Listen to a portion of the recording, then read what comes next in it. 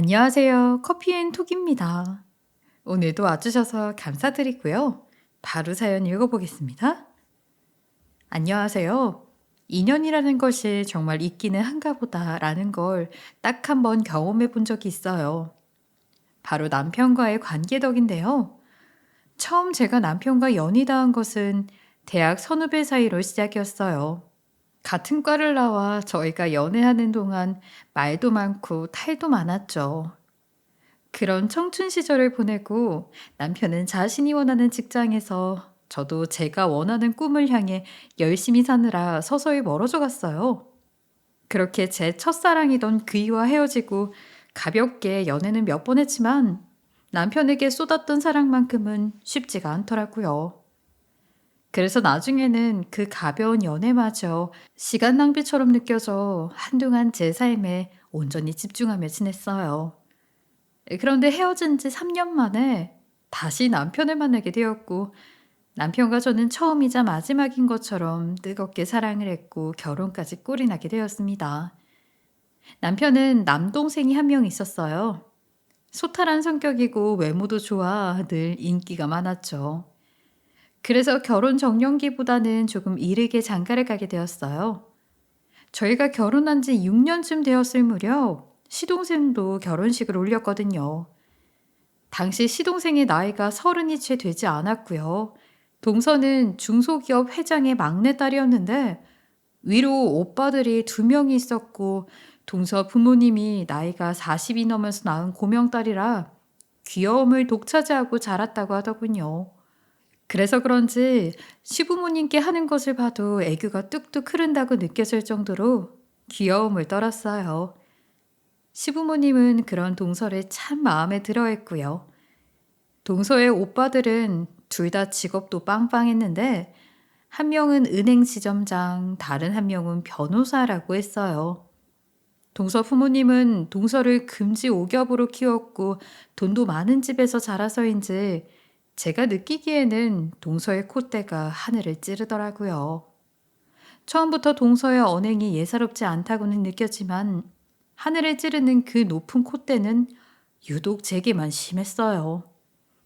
우리 시부모님은 전기 관련된 사업을 하시는데 전기 증설, 승합, 조명 설치, 누전 공사 등 각종 전기 시공 공사를 모두 도맡아 하셔서 업계에서는 정말 유명했어요. 거기다 시동생의 직업도 어디 내놓아도 당당할 만큼이나 좋은 직업을 가졌고요. 시동생과 동서는 저희 부부와는 달리 서로 비슷한 조건으로 만난 커플이었어요. 그래서인지 동서는 평범한 집안 그리고 평범한 삶을 살아온 저보다 자신이 더 우위에 있다고 여기는 듯 했어요. 시부모님은 두 분 다 천성이 착하시고 올곧으신 분이세요.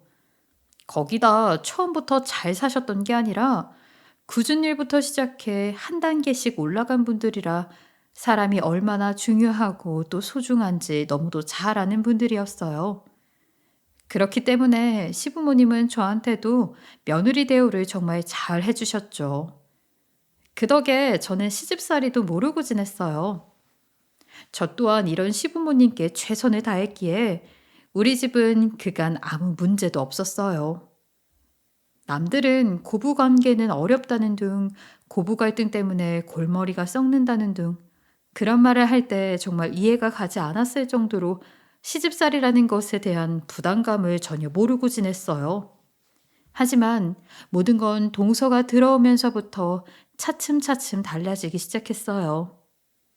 동서는 시동생과 결혼 얘기가 오가기 전인 연애 시절 때부터 시댁에 자주 들락날락했어요. 하지만 그때는 제가 색안경을 낀 채 동서를 바라보기 때문에 저를 대하는 동서의 행동에 날이 서 있다고 생각했어요. 하지만 그것도 아주 잠깐이었죠. 제가 색안경을 껴서 그렇게 느낀 게 아니라 그저 동서가 저를 무시하는 행동을 하고 있던 게 맞았던 거죠. 시부모님 앞에서는 정말 천사가 따로 없었어요. 정작 뒤에서는 저를 대놓고가 아닌 은근히 무시하기 일쑤였어요. 대놓고 무시를 당하면 다른 사람들 눈에 띄거나 그러지 않더라도 윗사람으로서 딱 잘라 이야기할 텐데 은근히 무시하는 거라 콕 집어 뭐라고 하지도 못하는 애매한 상황이었죠. 한 번은 남편에게 동서가 무시하던 것에 대해 이야기를 털어놓은 적이 있어요. 하지만 남편은 제게 기분 나쁘게 생각하면 한없이 기분이 나쁘겠지만 굳이 따져 물을 만큼의 문제도 아니고 이런 걸로 가타부타 말이 나와 좋은 것도 없고 제가 좀 예민했던 것일 수도 있으니 너무 마음에 담아두지 말라고 말할 뿐이었죠. 네, 저도 그렇게 여러 번 참아오다 진중하게 털어놓은 이야기였는데 당한 사람만 안다고 남편은 저를 더 이해하지 못하더군요. 뭐 예상은 했지만 막상 제가 예민하게 받아들이는 거일 수도 있다고 말을 하니 남편에게 서운함까지 되더라고요. 그리고 동서는 남편에게도 참 살갑게 잘했기 때문에 남편에게 비추는 동서는 좋은 사람이었던 거예요.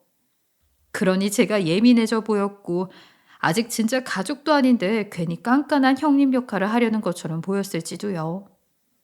그런데 동서는 가볍게 무시하는 걸로 끝나지 않았어요. 무슨 날이라고 선물을 사오더라도 꼭 제 선물은 쓸데없는 걸 주며 저를 뒤에서 있는 대로 짓밟았죠.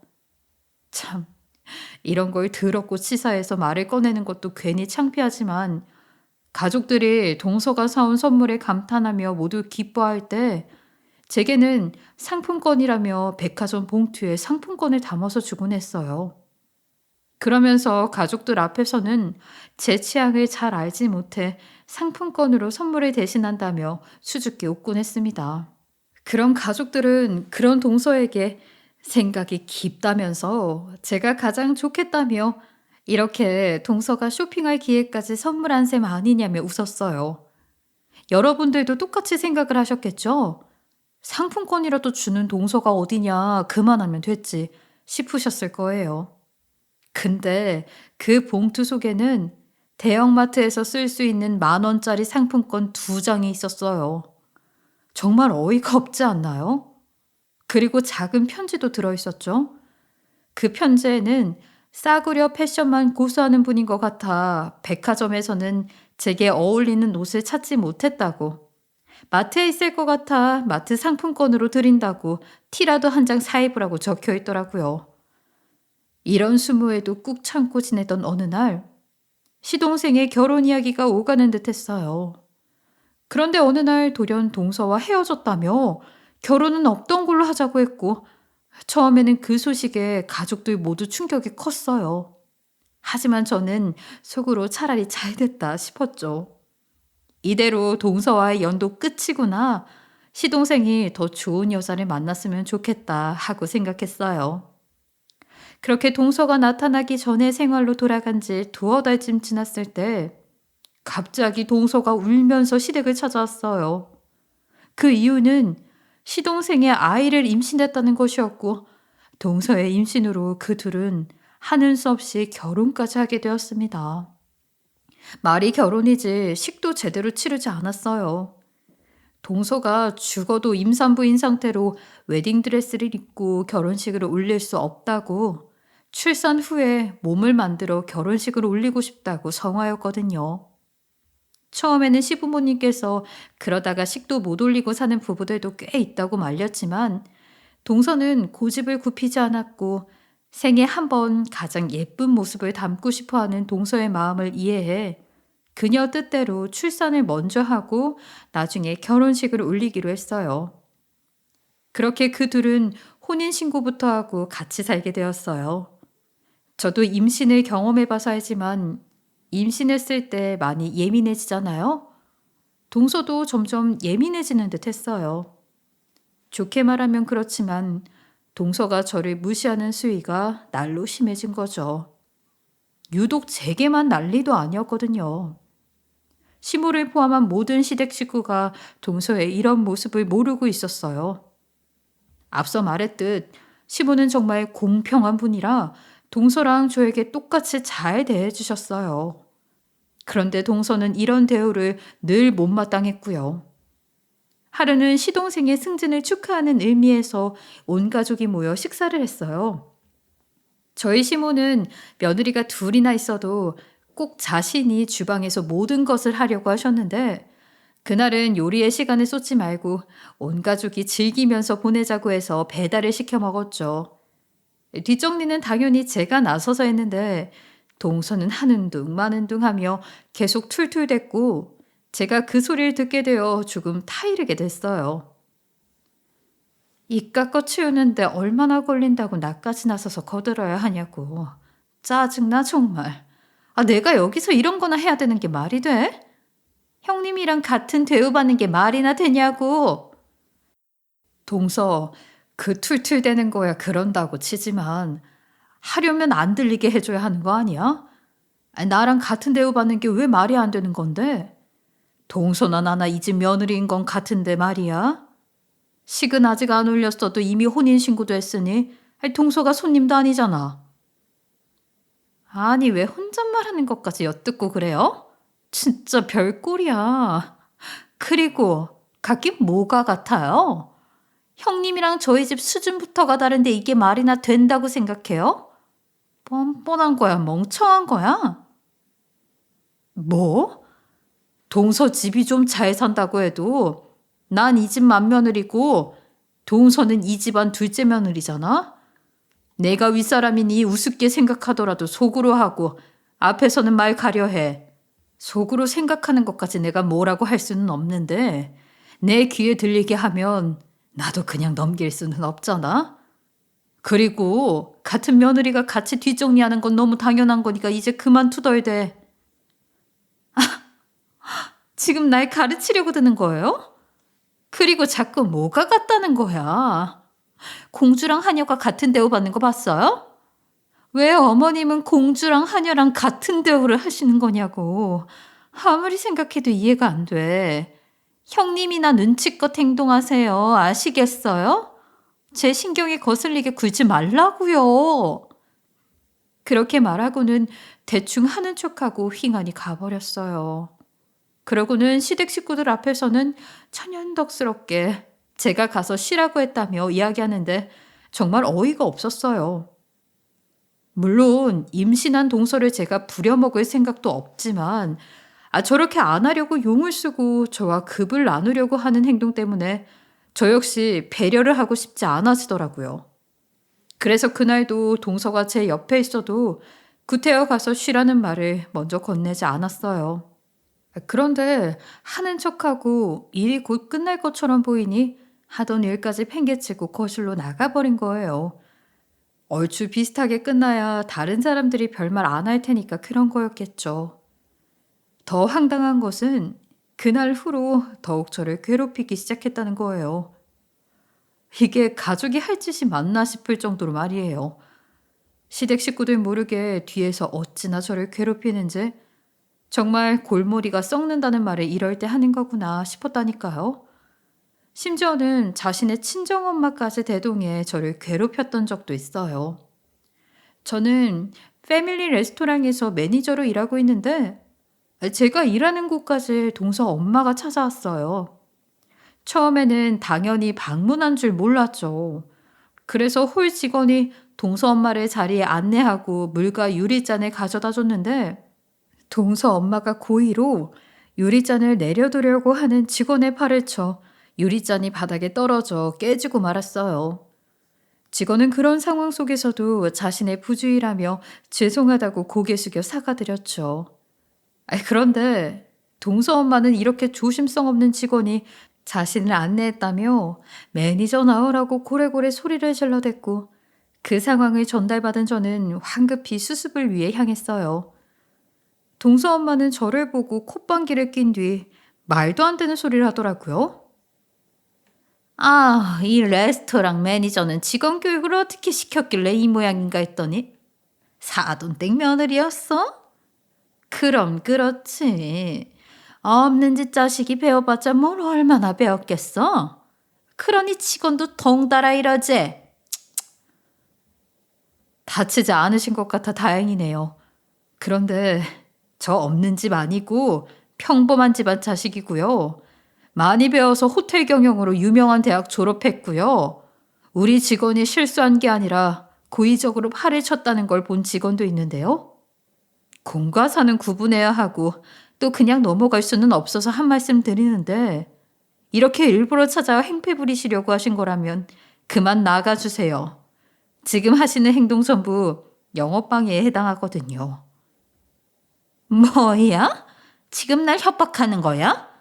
뭐 이런 게 다 있어?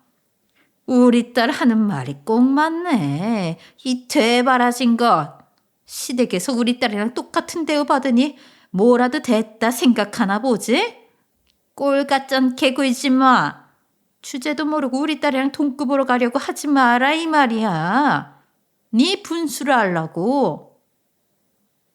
제 분수든 주제든 그건 제가 정해요.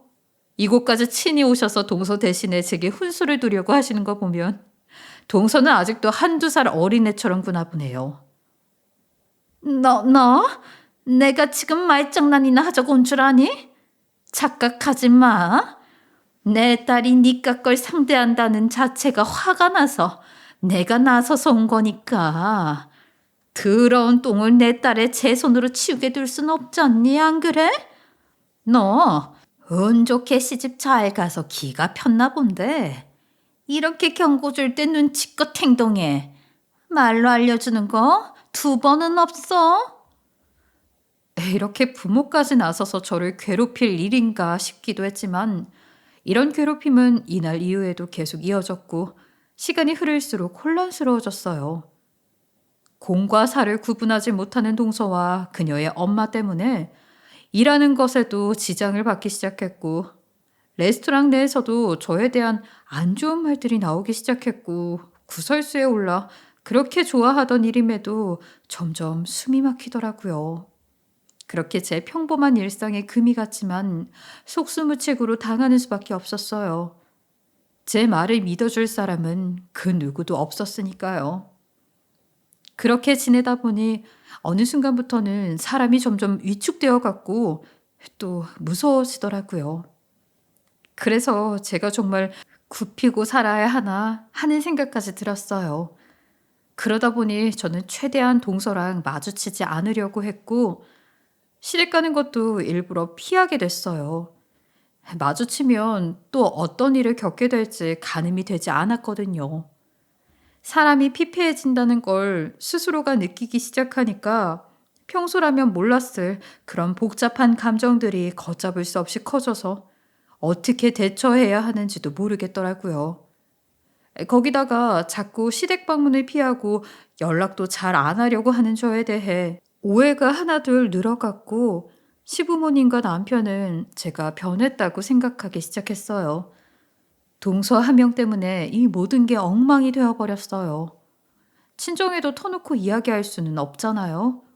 동서에게 괴롭힘을 당하고 있다고 어린애처럼 투정 부릴 수는 없으니까요. 이 모든 상황을 즐기는 사람은 동서 한 명뿐이었어요. 시모는 제가 변한 것에 대해 실망과 걱정의 감정을 함께 느껴 몇 번이고 제게 연락을 해왔었어요. 그런데 저는 뭐라고 말을 해야 할지 갈피가 서지 않아 얼버무리기 일쑤였죠. 그러다 보니 저를 향한 걱정이 더 큰 실망이 되었고 저는 그걸 알면서도 넋놓고 있을 수밖에 없었어요. 동서는 자신의 계획대로 되어가니 신이 났는지 시모에게 제 험담까지 했더군요. 제가 왜 이렇게 변한 건지 알면서도 하나도 모르는 척 왜 변했느냐고 묻거나 시댁을 향한 제 진심에 대해 가타부타 말하며 제 진심이 사실은 거짓이었던 것처럼 말을 하기도 했고요.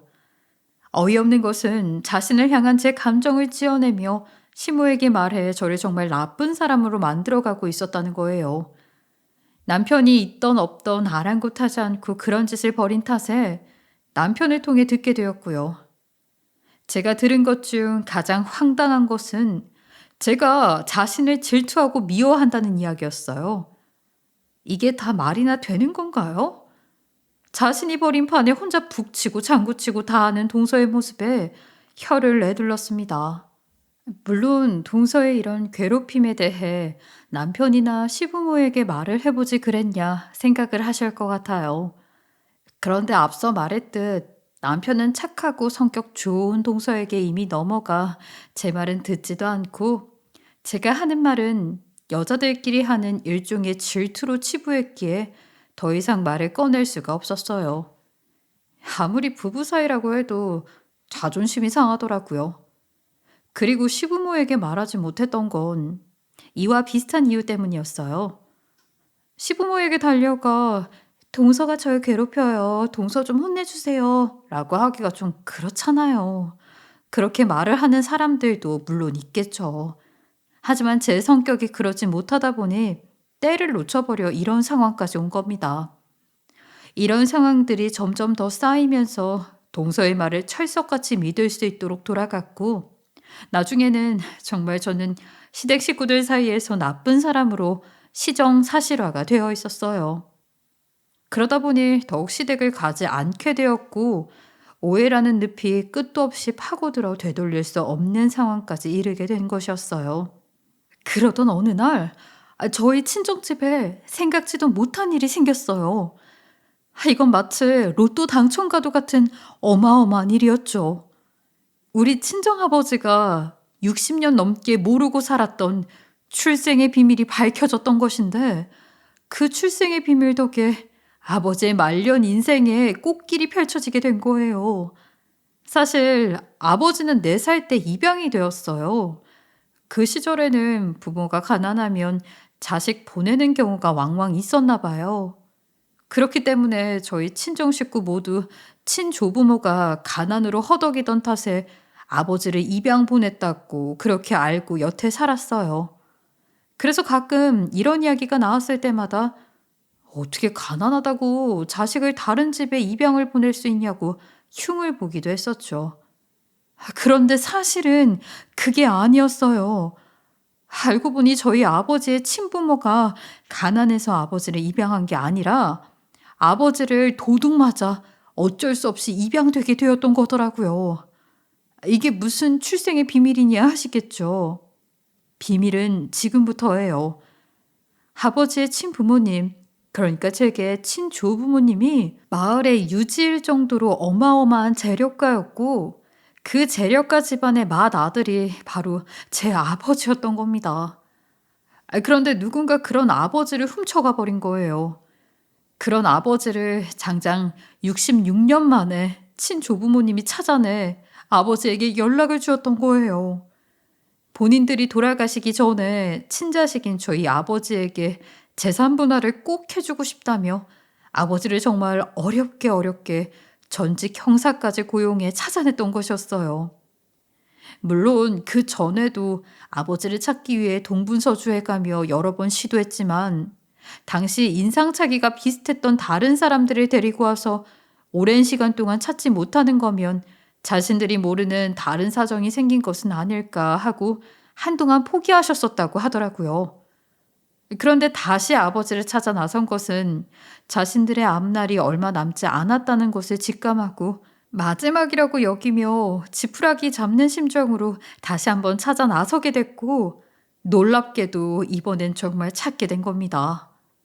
이 모든 이야기는 아버지 또한 머리털 나고 처음 듣는 이야기였어요. 아버지 역시 본인이 입양된 건 알고 있었지만 이런 깊은 속사정이 있을 거라는 걸 전혀 모르고 계셨어요. 아버지 역시 자신의 입양 이유가 지독한 가난 때문이라고 알고 계셨으니까요. 아버지가 친부모님을 뵙고 온 후 얼마 뒤 우리 가족은 감개무량한 마음으로 친할아버지와 할머니를 뵈러 가게 되었어요. 저희를 보고 어찌나 반갑게 맞아주셨는지 모릅니다. 할아버지는 우리 가족에게 그동안 살아오셨던 이야기를 쭉 해주었어요. 그 이야기 속에는 아빠의 형제에 관한 이야기도 있었는데 너무도 가슴이 아팠죠. 친정아버지에게는 밑으로 동생이 셋이나 있었는데, 너무 애석하게도 아버지 동생분들을 한 번에 사고로 잃게 되었다는 거예요. 아버지 동생분 셋은 20대 때 함께 해외로 여행을 떠났다가 그곳에서 사고를 당해 한날 한시에 모두 세상을 떠나게 되었다고 하셨어요. 남은 자식까지 모두 한순간에 잃은 조부모님은 깊은 상심에 빠져 한동안 헤어나오지 못하고 슬픔에 잠겨 지내셨다고 해요. 정신을 차린 뒤에는 첫째인 아버지를 찾으려고 안간힘을 쓰셨다고 했어요. 그날 온 식구가 그 슬픔이 전해져서 그리고 이제야 느끼게 된 안도감에 펑펑 눈물을 쏟아냈어요. 친조부모님께서 가슴 쓰리고 외롭게 지내셨을 걸 생각하니 가만히 있을 수 없었고 재산을 다 떠나서 저희는 정말 자주 가서 함께 식사도 하고 좋은 추억을 쌓았어요. 나이가 들면 헛헛하고 외롭고 그런 거잖아요. 그리고 생이별했던 아버지의 빈자리를 지금이라도 채워드리고 싶은 마음도 컸고요. 조부모님께서는 그런 우리 가족에게 큰 감사함을 느낀다고 여러 번 말씀해 주셨어요. 저희는 그런 말을 들을 때면 괜히 뿌듯하더라고요. 조부모님께서는 이제 가족이 생겼고 챙겨주고 싶고 또 작은 성이라고 말씀하시며 아빠에게 꼭 주고픈 게 있는데 자신들이 주는 것은 꼭 거절 말고 받아달라고 부탁을 하셨대요. 주고자 했던 것은 바로 본인들이 그간 일궈둔 재산 중 일부였고 얼떨결에 아버지는 조부모님의 유산 일부를 먼저 받게 되었어요. 거기다 할아버지께서 오랫동안 운영해 오시던 사업까지 받게 되었죠.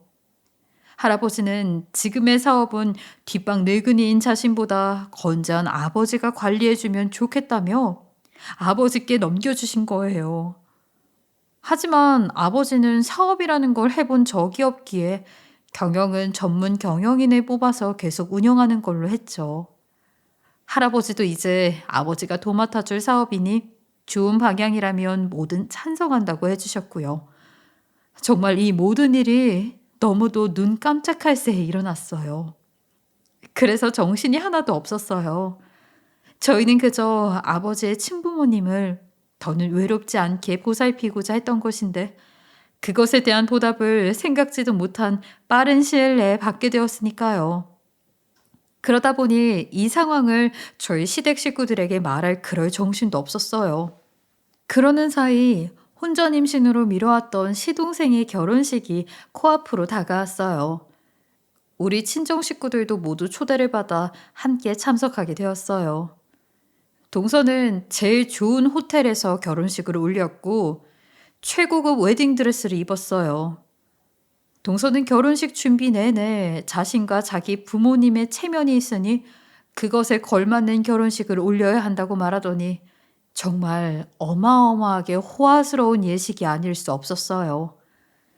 아무리 저를 무시하고 그런 수모를 겪게 했어도 대외적으론 아무도 모르기도 하고 이미 가족이 된 사이에 신부 대기실을 아예 안 들어갈 수도 없는 노릇이고 또 시동생이 제게 경험도 있으니 동서를 가서 조금만 도와달라고 부탁했기에 차마 거절할 수 없어 신부 대기실에 들어갔어요.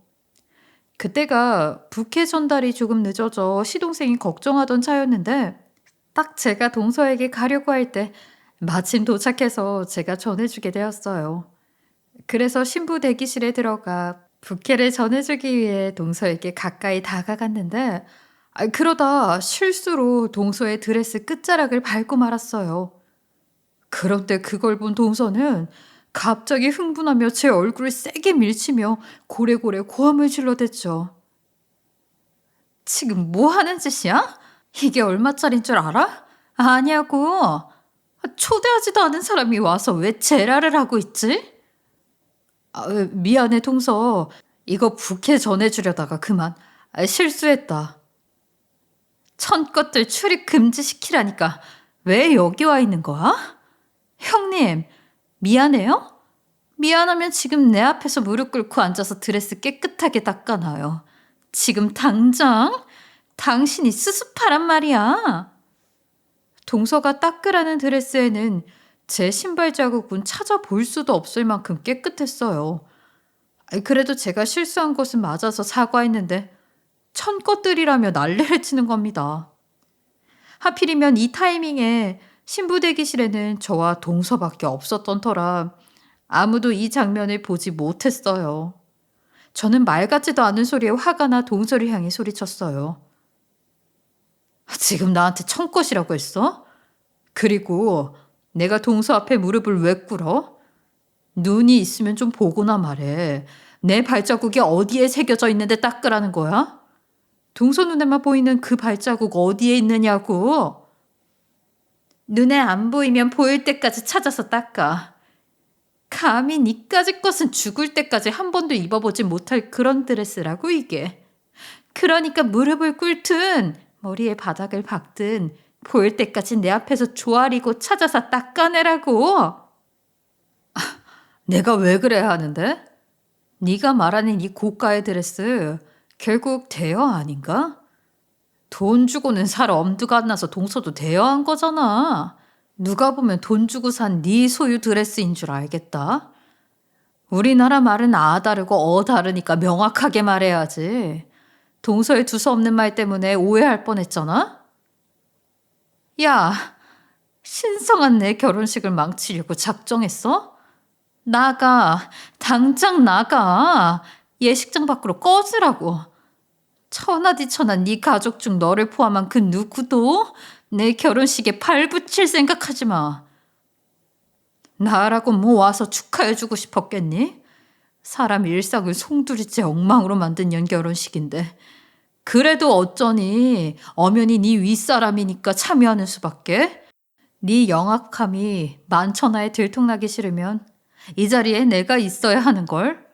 보기 싫다고 안 보고 살아도 되는 그런 관계 아니잖아? 그리고 너네 집 돈도 많다며? 그래서 나 여태 무시하고 괴롭힌 거잖아. 그러니까 내 발자국 하나쯤 그 드레스에 찍혀도 괜찮지 않니? 네 엄마한테 사주라고 해. 이깟 드레스 하나쯤이야 사주지 않겠니? 제 말을 마지막으로 신부 대기실에는 하객들이 몰려들어왔어요. 울그락불그락해진 동서는 급히 표정 관리를 하느라 애를 먹었죠. 저는 간만에 통쾌한 마음으로 그곳에서 나왔어요. 그 뒤로 하객들과 인사를 나누는 것에 한창이었는데 뒤늦게 제 친정 식구들이 로비로 들어섰어요. 시부모님은 저희 부모님을 금세 알아보고 가서 맞이하는 것에 여념이 없었죠. 그런데 저희 부모님을 본 동선의 부모님 표정이 좀 이상했어요. 그러다 저희 친정 아버지와 눈을 마주치자 불이 나게 달려와 어쩔 줄을 몰라하며 인사를 올리는 거예요. 그 모습이 의아해 인사가 끝낸 뒤 아버지에게 물어봤더니 아주 통쾌한 대답을 해주더군요. 세상에, 동선의 부모님이 운영하는 회사와 우리 할아버지 회사가 일종의 각각 의뢰 관계였어요. 말이 좋아 협력업체라곤 하지만 할아버지 회사에서 동서 아버지 회사에게 일감을 주는 형식이었던 거죠. 그래서 할아버지 회사의 주주가 바뀌었다는 소식을 듣고서 동서 아버지가 우리 아버지에게 일전에 인사를 하러 왔고 그렇게 서로 얼굴을 튀게 되었어요. 저는 그 사실을 알고 아주 재미있는 일을 만들 수 있겠구나 하는 생각이 들었어요. 여태 참으며 버텨왔는데 동서만 영악하라는 법 있나요? 저도 다 알지만 모르는 척 영악하게 나가보자 싶더라고요. 동서의 엄마는 자신의 회사의 갑이 제 아버지라는 사실을 알고는 얼굴이 사색이 되었어요. 저는 그런 동서의 엄마를 보고 환한 미소를 지어주었고요. 그리고 딱 그 타이밍에 동서의 아버지가 자신의 딸도 소개해 주겠다며 제 아버지를 모시고 신부 대기실로 향하는 거예요. 저는 아버지의 뒤를 따랐죠. 신부 대기실에 들어가 동서의 아버지가 자신의 회사와 협력업체인 회장님이라며 친정아버지를 소개했고 동서는 아주 상냥한 표정으로 인사를 하더군요. 아버지는 그런 동서에게 한없이 인자한 미소를 띄우며 저를 자신의 곁에 바짝 두더니 집에서도 맞이인데 맏며느리까지 되어서 늘 걱정이 많다며 저를 잘 챙겨주라며 부탁을 하는데 그 말을 듣고는 일순간 동서의 표정이 굳어지며 하얀 얼굴이 하얗다 못해 창백해지더라고요. 그러고는 저를 흔들리는 눈빛으로 바라보는데 어찌나 그 모습이 우습고 또 통쾌했는지 모릅니다. 동서의 엄마와 동서는 결혼식 내내 몸 마려운 개처럼 진땀을 빼며 제 눈치를 보더라고요. 저는 그들의 행동만으로도 상황이 제대로 역전되었다는 것을 느꼈어요. 저는 온 가족이 있는 앞에서 그간 동서와 그녀의 엄마가 제가 한 짓을 모두 밝혀야겠다고 마음먹었어요. 그래서 패백실에 모여 한참 시동생과 동서가 패백을 드리는 것이 마무리될 때까지 기다렸죠. 패백을 마치고 온 가족이 그곳을 나오려는 모습이 보이자 저는 모두에게 드릴 말씀이 있다고 말하며 그들의 걸음을 붙잡았어요. 저는 친정부모님도 곧 오시니 잠시만 기다려달라 부탁했고 잠시 뒤 부모님께서도 도착했어요. 제가 온 가족 앞에서 말문을 열려고 하는 찰나에 동서의 엄마가 먼저 나서서 선수를 치더군요.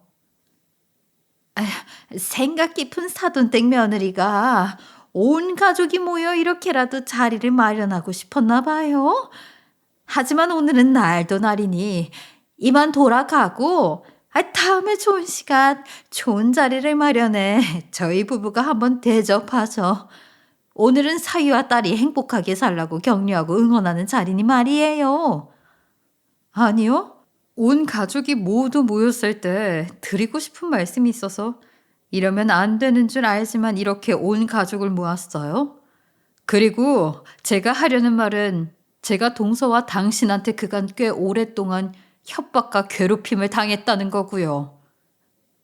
형님, 그게 무슨 말씀이에요? 저와 엄마가 형님을 괴롭히다니요. 가당치도 않아요. 변해서 시댁에도 오지 않으셨던 분이 무슨 말씀이에요? 이렇게 분위기를 조장해서 오해를 키우시면 안 되죠. 오해? 아까의 일만 해도 오해는 아니지 않아? 동서, 부케를 건네다 드레스 끝자락을 밟았다며 나한테 동서 앞에서 무릎 꿇고 머리도 박으라며. 어머님, 제가 변했다고 실망하셨죠? 동서와 동서 엄마의 겁박에 무서워서 동서랑 마주치지 않으려고 하다 보니 어쩔 수 없었어요. 그때는 너무도 무서워서 아무 말도 못했어요. 죄송해요. 저는 그동안 동서와 동서의 엄마에게 당한 모든 일을 그 자리를 빌려 다 털어놓았어요. 제 친정 아버지는 그 사실을 알고 분노하며 고함을 지르고 난리도 아니었죠. 그런 아버지를 시모가 말렸고 시모는 그 자리에서 자신이 그동안 무지에 알지 못했다며 미안하다고 제게 사과를 하더군요. 그러고는 동서에게 당장 제게 싹싹 빌라고 엄포를 놓았어요. 하지만 동서는 아랑곳 않고 뻣뻣하게 고개까지 들고는 조금도 숙이려고 하지 않았어요. 그런데 그 순간 제 친정아버지가 참지 못하고 나서서 어쩐지 그동안 제가 힘들어 보였는데 그게 다 이 이유였다니 충격이라며 당장 협력 관계를 파기하겠다고 나섰습니다. 그제야 동서는 상황 파악을 했고 잔뜩 겁에 질린 얼굴로 눈물까지 뚝뚝 흘리며 제 앞에 무릎을 꿇고 앉아 고개를 숙인 채 자신의 어리석은 언행을 사과하기 시작했어요. 이런 동서의 모습에 동서의 잘못이 아니라 자신의 잘못이라며 동서 엄마까지 합세해서는 제 앞에서 머리를 조아린 채로 자신이 더욱 짓궂게 굴라고 동서를 조정했던 거라며 다 자신이 잘못이니 제발 용서해달라고 두 손이 발이 되도록 싹싹 빌어댔어요. 동서의 아버지는 동서와 동서 엄마에게 도대체 자신 몰래 뒤에서 무슨 짓을 벌이고 다닌 거냐며 노발대발 난리도 아니었죠.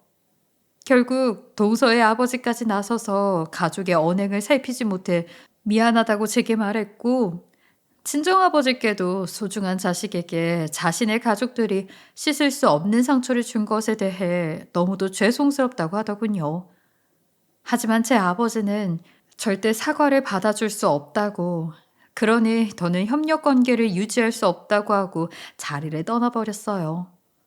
시모는 동서에게 어떻게 뒤에서 그런 지저분한 짓을 저지를 수 있냐고 하며 동서의 부모님에게도 도대체 어떻게 자식을 교육했으면 이런 사달이 날 수 있냐고 언성을 높였어요.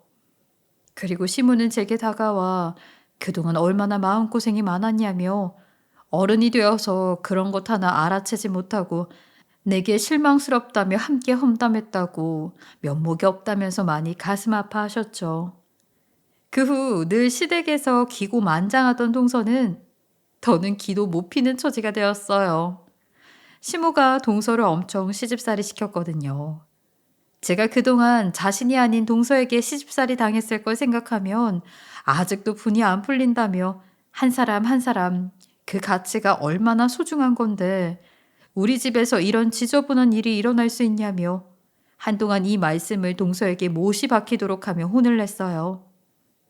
아버지 회사와 동서 아버지 회사의 협력 관계는 동서네 집에나 다행인 거겠지만 깨지는 않았어요. 하지만 언젠가는 깨질 위험이 있는 계약이었죠. 동서의 엄마가 몇 날 며칠을 저에게 찾아와 협력 관계가 깨지면 자신은 이혼당한다고 싹싹 빌었고 동서까지 찾아와서는 제발 자신의 집안까지 흔들리지는 않도록 해달라며 애원을 했거든요. 처음에는 그러거나 말거나 싶었지만 저는 동서만큼 영악한 사람은 되지 못하나 봅니다. 동서의 엄마가 마지막에 무능하고 멍청한 엄마 밑에서 자란 딸이라며 부모는 자식의 거울이라는데 딸이 자신의 못된 성정을 닮아 이렇게 무모한 짓을 함께 저지르게 된 것이라며 이 일로 많은 것을 배웠으니 딱 한 번만 그 배움으로 좋은 모습을 딸아이에게 보여주며 살 수 있도록 해달라고 하더라고요. 그 말을 듣는데 같은 자식 입장에서 부모가 자신으로 인해 엉망이 되는 모습을 본다면 얼마나 가슴이 찢어질까 하는 생각이 들었어요. 그래서 친정아버지께 연락해 협력 관계를 유지해달라고 부탁드렸어요. 처음에는 아버지가 그럴 수 없다고, "아이, 그렇게 당하고도 그런 바보 같은 말을 하고 싶느냐고 화를 내셨어요. 하지만 제 생각을 아버지께 말씀드리니 아버지도 나중에는 말을 아끼시더라고요. 그리고 결국 제 뜻을 존중해 주셨어요.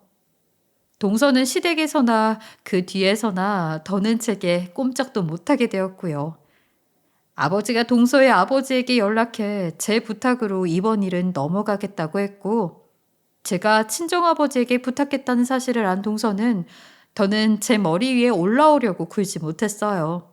시어머니도 동서의 말에 힘을 실어주는 일은 원래도 안 했지만 더욱 철저히 하지 않으시게 됐고요. 요즘은 시댁을 자주 방문해요. 시부모님께서는 제게 미안함이 아직 남아있는지 열심히도 챙겨주십니다. 그러지 않아도 괜찮다고 말씀드려도 자신들의 미안함이 조금 누그러지기 전까지만 이렇게라도 챙겨주고 싶다고요. 남편도 일전에 제 편에서 서주지 않고 들어주려고 하지 않았던 것에 대해 많이 반성했다며 열심히 저를 보필해주고 있답니다.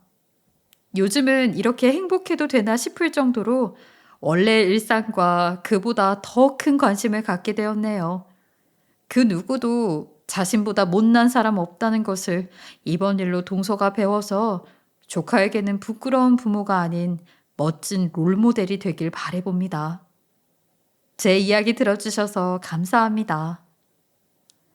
지금까지 커피앤톡이었습니다. 오늘도 끝까지 함께 해주셔서 감사하고요. 다음 영상으로 또 찾아뵙겠습니다.